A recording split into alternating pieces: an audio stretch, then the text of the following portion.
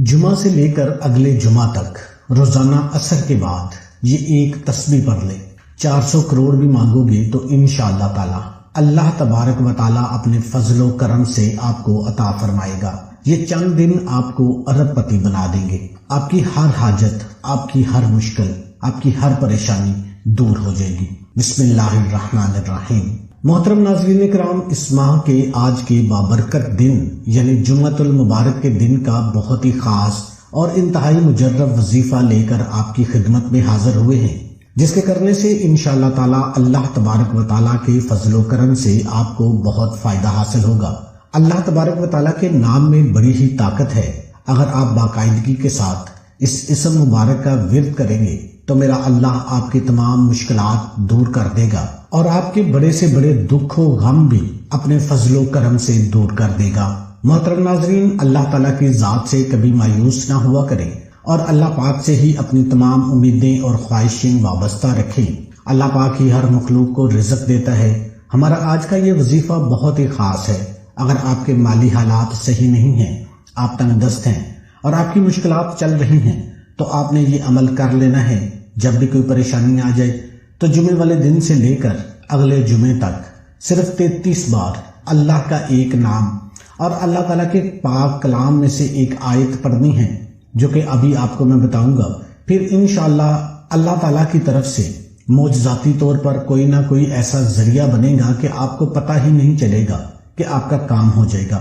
ناظرین اکرام، آج جو عمل آپ کی خدمت میں پیش کرنے لگے ہیں، ہمیں امید ہے اس سے پہلے آپ نے یہ عمل نہیں کیا ہوگا۔ قرآن کریم کے آخری سپارے یعنی 30ویں سپارے کے اندر بہت ساری صورتیں ہیں، ان میں سے ہی ایک صورت کا یہ وظیفہ ہے۔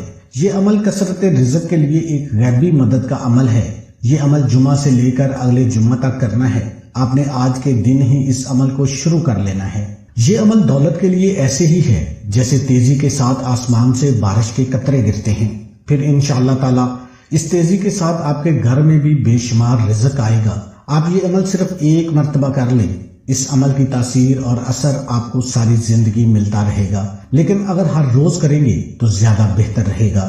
اس عمل کو آپ نے نماز عصر کے بعد اسی جگہ پہ بیٹھ کر پڑھنا ہے۔ یہ بات ذہن میں رکھیں کہ آج کا یہ عمل بڑا ہی قیمتی عمل ہے اور اس کی کوئی زیادہ شرائط بھی نہیں ہے، بلکہ شرائط بھی ایسی ہیں کہ ہر کوئی بآسانی اس کو کر سکتا ہے۔ مرد بھی کر سکتے ہیں اور خواتین بھی آرام سے کر سکتی ہیں، اور اگر گھر کے اندر موجود کسی ایک شخص نے بھی اس عمل کو مکمل کر لیا تو انشاءاللہ اس عمل کی تاثیر تمام گھر والوں کو ملے گی۔ اس عمل کی طاقت ہر گھر والوں پر اثر انداز ہوگی۔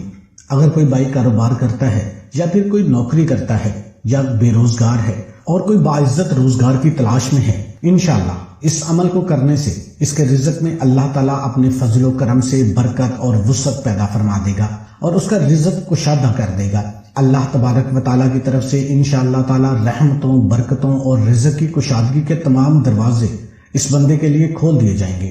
لیکن اس عمل کو پڑھنے کے دوران آپ نے چند باتوں کی احتیاط کرنی ہے۔ جس نے بھی یہ پابندی کے ساتھ عمل کو مکمل کر لیا تو انشاءاللہ تعالیٰ آپ کی زندگی سنور جائے گی، کیونکہ آپ کو پتا ہے کہ نماز بھی پڑھنی ہو تو پہلے اچھی طرح سے کامل وضو کرنا پڑتا ہے۔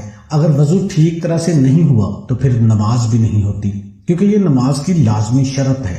اس طرح کچھ عمل اور وظائف بھی ایسے ہوتے ہیں، اگر ان کی شرائط پر مکمل عمل نہ کیا جائے تو وہ عمل یا وظائف بھی اس قدر اثر نہیں دکھاتے جس طرح سے ہم آپ کو بتاتے ہیں۔ اس لیے احتیاط کیا کریں۔ اگر آپ ان شرائط پر یا ان باتوں پر پابندی سے مکمل عمل کریں گے تو انشاءاللہ تعالی پھر آپ دیکھیں گے کہ آپ کی زندگی میں کس طرح خوشیوں کی بہاریں آتی ہیں اور دیکھتے ہی دیکھتے تنگ دستی ختم ہو جائے گی۔ ان شرائط میں سے سب سے اہم اور پہلی شرط یہ ہے کہ حلال رزق طلب کرنا ہے اور حرام سے بچنا ہے، کیونکہ شریعت اسلام نے کسب حلال یعنی حلال اور پاکیزہ روزی کمانے کو عبادت میں شمار کیا ہے اور اس کے بے شمار فضائل بتلائے ہیں۔ قرآن مجید میں ایک جگہ اللہ تعالیٰ انسانوں پر اپنا احسان جتاتے ہوئے ارشاد فرماتے ہیں، سورہ نبا میں ہم نے دن کمائی کرنے کے لیے بنایا، اور دوسری جگہ ارشاد فرماتے ہیں ہم نے زمین میں تم کو جگہ دی اور اس میں تمہارے لیے روزیاں مقرر کر دی، تم بہت کم شکر کرتے ہو۔ ایک دوسری جگہ اللہ تعالیٰ ارشاد فرماتے ہیں پس جب نماز ادا ہو چکے تو زمین میں چلو پھرو اور اللہ کا فضل تراش کرو اور اللہ کو بہت یاد کرو تاکہ تم فلاح پاؤ۔ سورہ جمعہ کی یہ آیت ہے۔ اسی طرح مختلف حدیث میں یہی بات آتی ہے۔ حضرت انس بن مالک رضی اللہ تعالیٰ عنہ سے منقول ہے کہ نبی کریم صلی اللہ علیہ وآلہ وسلم نے ارشاد فرمایا کہ حلال مال کا طلب کرنا ہر مسلمان پر واجب ہے۔ اسی طرح حضرت عبداللہ بن مسعود رضی اللہ تعالیٰ عنہ سے مروی ہے کہ نبی کریم صلی اللہ علیہ وآلہ وسلم نے ارشاد فرمایا حلال مال کا طلب کرنا فرائض کے بعد فرض ہے۔ حضرت ابو سعید خدری رضی اللہ تعالیٰ عنہ حضور اقدس صلی اللہ علیہ وآلہ وسلم سے نقل کرتے ہیں کہ آپ نے ارشاد فرمایا کہ جس آدمی نے بھی حلال مال کما کر خود اپنے کھانے اور پہننے میں خرچ کیا یا اپنے علاوہ اللہ تعالیٰ کی مخلوق میں سے کسی دوسرے کو کھلایا یا پہنایا تو یہ بھی اس کے لیے صدقہ ہوگا۔ حضرت مقدام بن مادی کرب رضی اللہ تعالیٰ عنہ سے مروی ہے کہ نبی کریم صلی اللہ علیہ وآلہ وسلم نے ارشاد فرمایا اپنے ہاتھ کی کمائی سے بہتر کھانا کسی نے نہیں کھایا، اور اللہ تعالیٰ کے نبی حضرت داؤد علیہ السلام اپنے ہاتھ کی کمائی سے کھاتے تھے۔ اگر آپ حلال رزق کمائیں گے اور کھائیں گے تو اللہ تعالیٰ اپنے فضل و کرم سے آپ کو چند دنوں کے اندر ہی دولت مند بنا دے گا۔ اگر آپ قرض دار ہیں تو کہاں سے اللہ تعالیٰ آپ کے قرضے کی ادائیگی کا انتظام فرماتا ہے آپ کو پتہ بھی نہیں چلے گا انشاءاللہ تعالیٰ، اور کس طرح سے آپ کی حاجتیں پوری ہوتی ہیں، اور پھر آپ علاقے کے امیر ترین شخص بن جائیں گے انشاءاللہ تعالیٰ، اور تمام اہل محلہ آپ کی عزت تکریم کرے گا، مال و دولت آپ کے قدموں میں ہوگی۔ اگر آپ نے اس وظیفے پر اور ان شرائط پر عمل کر لیا تو انشاءاللہ تعالیٰ آپ ساری زندگی مجھے دعائیں دیں گے۔ آج یہ خاص عمل بتا رہا ہوں، اس کو صرف خاص لوگ ہی کریں گے، یقین جانیں وہی لوگ کریں گے جو واقعی دولت حاصل کرنا چاہتے ہیں یا جن کے گھروں میں کوئی مسئلے مسائل ہیں۔ آج کے عمل میں اللہ تعالیٰ کا نام اور 2 آیات آپ نے پڑھنی ہیں، لیکن اس کو کس طرح کرنا ہے یہ آپ کو بتاتے ہیں۔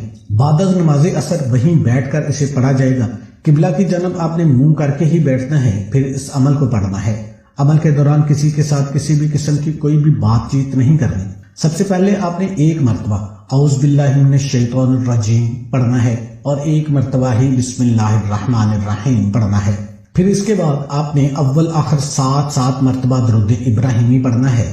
اللہم صلی علی محمد وعلی آل محمد کما صلیت علی ابراہیم وعلی آل ابراہیم انک حمید مجید۔ اللہم بارک علی محمد وعلی آل محمد کما بارکت علی ابراہیم وعلی آل ابراہیم انک حمید مجید۔ اس کے بعد آپ نے 33 مرتبہ یا وہاب یا وہاب یا وہاب پڑھنا ہے۔ یا وہاب کو 33 مرتبہ پڑھنے کے بعد آپ نے 180 مرتبہ اس آیت کو پڑھنا ہے۔ اگر آپ اپنی انگلیوں کے پوروں پر گنتی کریں تو بہتر رہے گا، کیونکہ ہاتھوں پر تسبیح کرنے کی زیادہ فضیلت ہے۔ حضرت یسیرہ بنت یاسر رضی اللہ تعالیٰ عنہ سے روایت ہے، جو مہاجرات میں سے ہیں، کہ رسول اللہ صلی اللہ علیہ وآلہ وسلم نے ہم سے ارشاد فرمایا کہ تم تسبیح سبحان اللہ کہنا، لا الہ الا اللہ کہنا اور تقدیس کو لازم پکڑو، اور ان کو انگلیوں کے پوروں سے شمار کرو، اس لیے کہ دیگر اعضاء کی طرح پوروں سے بھی قیامت کے دن ان سے کیے گئے اعمال کے بارے میں سوال کیا جائے گا، اور ان میں گویائی پیدا کر کے ان کو بلوایا جائے گا۔ اور ذکر سے غافل مت ہو، یعنی ذکر کو مت چھوڑو، ورنہ تم رحمت کو یعنی رحمت کے سبب کو چھوڑنے والے ہوں گے۔ اس وظیفے کی یہ آیت قرآن پاک کی 30ویں سپارہ یعنی آخری سپارہ میں موجود ہے۔ یہ سورہ طلاق کی آیت ہے، آیت نمبر 3۔ یہ آیت جب 180 مرتبہ پڑھ لیں تو 300 مرتبہ استغفر اللہ استغفر اللہ استغفر اللہ پڑھنا ہے۔ اس کے بعد 7 مرتبہ آخر میں درود ابراہیمی پڑھیں، اور پھر دونوں ہاتھ اٹھا کر خوب دعا مانگے، اور دعا میں یہ عہد بھی کریں کہ میں آئندہ کبھی حرام رزق کے قریب بھی نہیں جاؤں گا، اور حرام رزق سے ہمیشہ ہمیشہ کے لیے بچوں گا۔ اور جب اللہ تعالیٰ کے فضل و کرم سے آپ کے گھر میں رزق آنا شروع ہو جائے تو پھر آپ نے اس میں سے اللہ کا حصہ بھی ضرور نکالنا ہے، یعنی کوئی نہ کوئی چیز صدقہ ضرور کرنی ہے، یہ آپ نے لازمی کرنا ہے۔ انشاءاللہ تعالیٰ اللہ پاک آپ کی دنیا اور آخرت دونوں میں بہتری فرمائے گا۔ نہ تو خود آپ کبھی محتاج ہوں گے اور نہ ہی آپ کی آنے والی نسلیں محتاج ہوں گی۔ آخر میں دعا ہے کہ اللہ تعالیٰ ہمارے اس وظیفے میں جو بتانے میں کسی بھی قسم کی کوتاہی ہو وہ اپنی رحمت سے معاف فرمائے، ہمیں پکا اور سچا مسلمان بنائے، ہمیں 5 وقت کی نماز باجماعت ادا کرنے کی توفیق عطا فرمائے۔ آمین ثم آمین۔